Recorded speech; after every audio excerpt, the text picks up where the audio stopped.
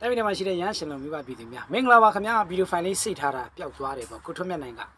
ဒေါန်ဆန်းစုကြည်ကိုလှုပ်ပေးတဲ့နယ်ပေါ့လှုပ်ပေးပြီးတော့မှငြိမ်းချမ်းရေးနိုင်ငံရေးအတွက်ဆွေးနွေးပွဲနေတက်တဲ့နယ်ဆိုတဲ့ဗီဒီယိုဖိုင်မိဘပြည်သူများကြည့်ပြီးသားဖြစ်ပါလိမ့်မယ်နော်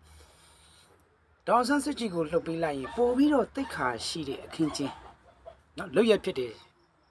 ဆိုတာမျိုးပြောသွားတာနော်ကိုထွန်းမြတ်နိုင်အနေနဲ့နော်ဘာနဲ့အလားတရံသွားတူလဲဆိုတော့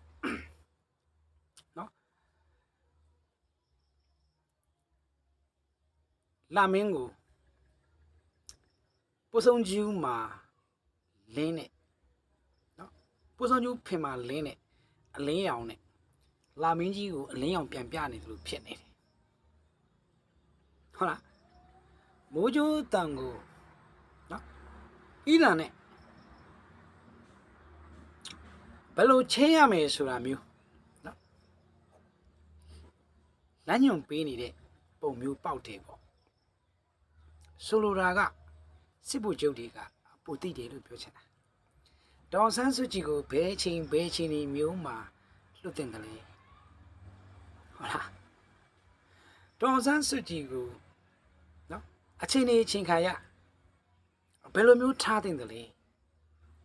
အခု9နှစ်ဖြတ်တန်းလာတဲ့အနေအထားမှာအေးလို့မပြောနဲ့ပူဆောင်ကျူးဖင်မှာလင်းနဲ့ဟုတ်လားမိတော့မပြောနဲ့ကမ္ဘာခေါင်းဆောင်တွေနေလူလာလို့ထင်ရှားနေကြတယ်ခေါင်းဆောင်တွေကြားမှာတော့မှဘယ်လိုဘာပြောဒေါန်ဆန်းစုကြည်ကိုလှုပ်ပေးဖို့ဘယ်နိုင်ငံကဖိအားပေးပြီးတက်မတော်စစ်ဗိုလ်ချုပ်တွေမလှုပ်ပေးတာဘာကြောင့်လဲဒါကိုကိုထွန်းမြတ်နိုင်တွေးဖို့လိုတယ်နော်မတွေးဘဲနဲ့ဒီလိုမျိုးပြောခြင်းဟာနော်ဒီလိုမျိုးထောက်ပြခြင်းဟာခုနကကျွန်တော်ပြောသလိုလာမင်းကြီးကိုပူဆုံးကြီးကအလင်းအောင်ပြန်ပြပေးနေတဲ့ပုံစံမျိုးနဲ့သွားတူနေတယ်လို့အနည်းဆက်ဆုံးဥပမာလေးပေးရင်းဖြစ်နော်ကိုယ့်အခြေအနေကိုသိပါနော်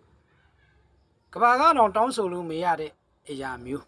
ထောက်ပြလို့လမ်းညွန်လို့မရတဲ့အရာမျိုးဖိအားပေးလို့ရတဲ့အရာမျိုးနော်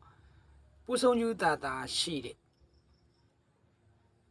ပူဆုံးကျူးအလင်းအောင်လောက်နော်ဖင်မှာတက်ထားတဲ့အလင်းအောင်လောက်ထုတ်လုပ်ပေးနိုင်တဲ့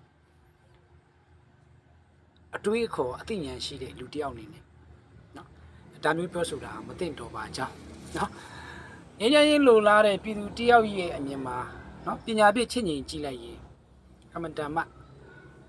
ရှက်ဖွယ်ဖြစ်ပါကြောင်းကျွန်တော်ဆရာချက်ကရဟန်းရှင်လူမိဘပြည်သူများအတွေးခေါ်တိုးတက်ဖို့တင်ပြပေးလိုက်ပါရစေဗျာနော်ငြိမ်းချမ်းဖို့ဝိုင်းဝန်း